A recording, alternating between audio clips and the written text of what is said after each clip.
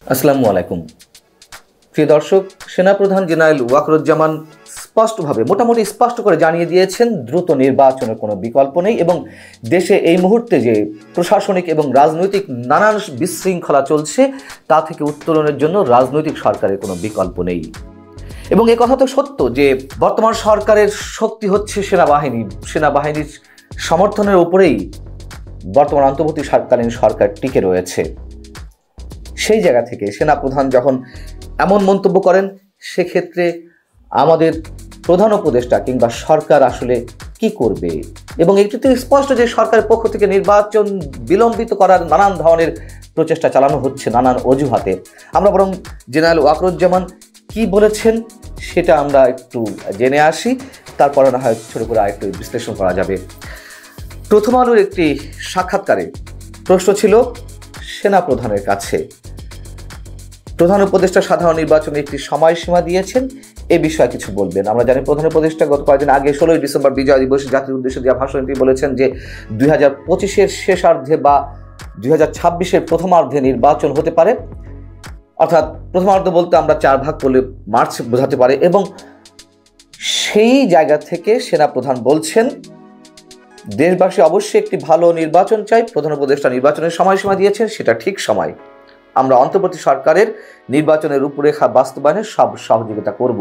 এবং আমাদের সেনাপ্রধান জেনারেল ওয়াকরুজ্জামানও নিশ্চয়ই গত কয়েক মাস আগে আন্তর্জাতিক বার্তা সংস্থা রয়টার্সকে দেওয়ার এক সাক্ষাৎকারে তিনি মন্তব্য করেছিলেন যে 18 মাসের মধ্যে নির্বাচন হতে পারে বা নির্বাচন দেওয়া উচিত দেশে গণতান্ত্রিক প্রক্রিয়া নিয়ে যাওয়ার জন্য।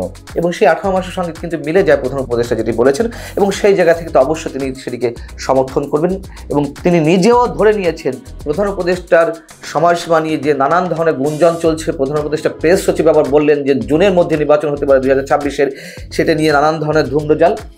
কিন্তু বোঝা যাচ্ছে সেনাবাহিনীও প্রধান উপদেষ্টার যে সময়সীমা সেটিকে সর্বোচ্চ 2026-এর মার্চ পর্যন্ত সম্ভবত ধরে নিচ্ছেন।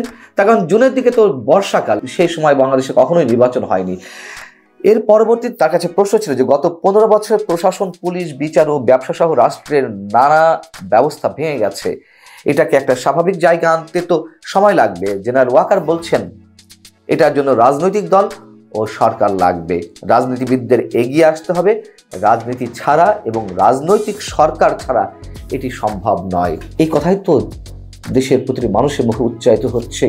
মুষ্টিমেয় কিছু সংখ্যক মানুষবাদের যাদের বিশেষ উদ্দেশ্য রয়েছে, যারা বর্তমান অন্তর্বর্তী সরকার এবং ছাত্র সমন্বয়কদের যে নানান ধরনের অবাস্তব দাবি সেইগুলোকে সমর্থন করছেন, যারা শুধুমাত্র তারা ছাড়া আর সবাই বুঝতে পারছে, সেনাবাহিনীও সেটি উপলব্ধি করতে পারছে। কেউ কেউ বলতে পারেন যে এটি হয়তো কথার কথা বলছেন সেনাপ্রধান। কথার কথা হলেও বিষয়টি আসলে কোথায়, আমি আমার আলোচনার শেষ পর্যায়ে মন্তব্য করব। প্রশ্ন ছিল তার কাছে, গত 5 দশকে আমাদের রাজনৈতিক দলগুলো তো অনেক কিছুই করতে পারেনি, তাদের ব্যর্থতার জন্যই তো বর্তমান পরিস্থিতি তৈরি হয়েছে। এটাও সত্য কথা। প্রথম আলো যে প্রশ্নটি করেছে এটি অস্বীকার করার কোনো কায়দা নাই। জেনারেল ওয়াকরুজ্জামান সোজা সাপটা উত্তর দিয়েছেন, অতীতে হয়নি ঠিক, কিন্তু এখন তো সুযোগ সৃষ্টি হয়েছে, আমরা এই কাজগুলো করতে পারি। অসাধারণ উত্তর দিয়েছেন তিনি।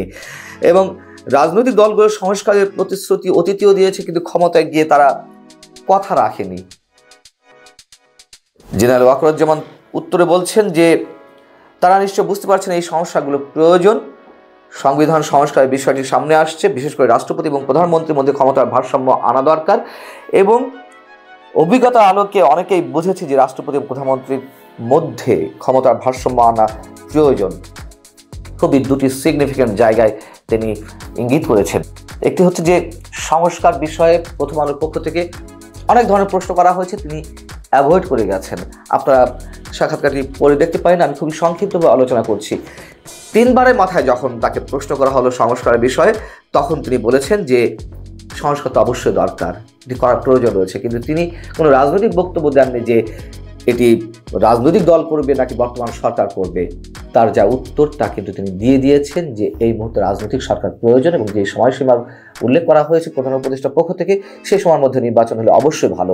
এখন যে বিষয়টি নিয়ে আমাদের প্রধান উপদেষ্টা এবং সেনা প্রধানের মধ্যে দূরত্ব সৃষ্টি হয়েছে, এরকম একটি গুঞ্জন তো শোনা যায় যে তাদের মধ্যে দূরত্ব সৃষ্টি হয়েছে এবং কী কারণে সেই বিষয়টি কিন্তু এখানে এসেছে। তিনি বলছেন যে সশস্ত্র বাহিনী ওয়ান সরকারের সময় প্রধান উপদেষ্টা অধীনে ছিল এবং সেখানেই তিনি চেয়েছেন যে এখন রাষ্ট্রপতি অধীনে আনা উচিত এবং প্রধানমন্ত্রী রাষ্ট্রপতির মধ্যে যে ক্ষমতার ভারসাম্য সে বিষয়টি তিনি আবারও উল্লেখ করেছেন। এর আগে তিনি এই ধরনের মন্তব্য করে নানান ধরনের বিতর্ক এটিকে কেন্দ্র করে গড়ে উঠেছিল, সেই বিষয়টি তিনি আবারও স্পষ্ট করেছেন এবং বলেছেন যে আমি এই ধারণার কথা বলছি। কোন ধারণা? সশস্ত্র বাহিনীর প্রধান উপদেষ্টা অধীনে ছিল ওয়ান রিভের সরকারের সময় ক্ষমতার ভারসাম্য আনার প্রসঙ্গটি নিয়ে ভাবছি। এর পরপরই প্রশ্ন ছিল যে বিগত 50 বছরে দেখা গেছে যে সেনাবাহিনীর কখনো নিজেরা ক্ষমতায় এসেছে, বারবার আপনাদের প্রতি বা সেনা কর্মকর্তাদের প্রতি মানুষ আহ্বান জানিয়েছে, এটাও তো বাস্তবতা। কিন্তু তিনি বলছেন যে 1-11 অভিজ্ঞতা খুব বেশি ভালো না এবং সেনা সদস্যদের দীর্ঘদিনের উপস্থিতির কারণে মাঠ পর্যায়ে বিশৃঙ্খলা সৃষ্টি হয়, সেনাবাহিনী বিতর্কের মধ্যে জড়িয়ে পড়ে। সেই কথাগুলো তিনি স্পষ্টভাবে এখানে ইঙ্গিত করেছেন। এর পরবর্তীতে সেনাবাহিনীর রাজনীতিতে কোনো ধরনের আগ্রহ আছে কিনা, যেটি নিয়ে এখন অনেক বেশি আলোচনা হচ্ছে। বর্তমান সরকার ব্যর্থতা পরিচয় দিচ্ছে। বর্তমান বাংলাদেশকে একটা জায়গায় আনতে হলে অবশ্যই সেনাবাহিনীকে হাল ধরতে হবে, সেনাবাহিনীকে ক্ষমতায় আসতে হবে, এরকম নানান ধরনের মন্তব্য করছেন, যেগুলোর সঙ্গে আমরা একমত নই। অবশ্যই বিরাজনীতিকরণের পথে দেশ এগিয়ে যাক, নিশ্চয়ই আমরা সেটি চাই না। সেনা প্রধান সেটি স্পষ্ট করে বলেছেন যে সামরিক বাহিনী অবশ্যই রাজনীতিতে হস্তক্ষেপ করবে না বা করা উচিত নয়। রাজনীতিতে নাক গলানোর বিষয়টি সেনাবাহিনীর জন্য ক্ষতিকর। অতীতে এগুলো হয়েছে, আমরা অতীত থেকে শিখছি, এটি কখনো ভালো ফল বয়ে আনেনি এবং তিনি অন্তত যতদিন ক্ষমতায় আছেন বা সেনা প্রধান হিসেবে তার মেয়াদকালে তিনি রাজনীতিতে নাক গলাবেন না, এটি তিনি স্পষ্ট করে বলেছেন এবং সেনাবাহিনীকে রাজনৈতিক পরিমণ্ডলে কোনোভাবেই হস্তক্ষেপ করতে দেয়া হবে না। এবং এই জায়গাটিতে এসে আমি একটু যোগ করতে চাই, যেটি প্রথমে বলছিলাম যে সেনা প্রধান জেনারেল ওয়াকারুজ্জামান কথা প্রসঙ্গে বলতে পারেন দ্রুত নির্বাচন চাই, রাজনৈতিক সরকার দরকার, বাংলাদেশে যে ধরনের বিচার বিভাগীয় সমস্যা চলছে কিংবা ব্যবসা সহ পুলিশ প্রশাসনে সব কিছুর জন্য একটা রাজনৈতিক সরকারের কোনো বিকল্প নেই। আমরা যদি তর্কের খাতিরে ধরেও নেই যে তিনি কথার কথা বলেছেন, প্রকাশ্যে অনেক কিছু বলা সম্ভব নয়, কথার কথা যদি বলেও থাকেন, আমাদেরকে ধরে নিতে হবে এটি তারা উপলব্ধি করতে পারছেন এই মুহূর্তে কি প্রয়োজন, কতটা দ্রুত নির্বাচনের প্রয়োজন, সেটা তো অন্তত বোঝা যায়। উপলব্ধি না করলে তারা এইটুকু উচ্চারণ করতেন না এবং এটাই বাস্তবতা। এবং শুরুতে আমি যে কথাই বলছিলাম যে এই সরকার কার শক্তিতে টিকে আছে, এই প্রশ্ন অনেকের। আমেরিকা নিশ্চয় আগের মতন সরকারকে শেল্টার দেবে না বা টিকে থাকার জন্য যা ইচ্ছা তা করবে না। ভারত তো নেই, থাকার প্রশ্ন ওঠে না। চীন চুপচাপ রয়েছে। তাহলে গুটি কয়েক ছাত্র সমন্বয়কের উপরেই সরকার টিকে আছে। সব কিছুর পরেও বলতে হবে এত প্রশ্নের উত্তর এক জায়গাতেই পাওয়া যাবে।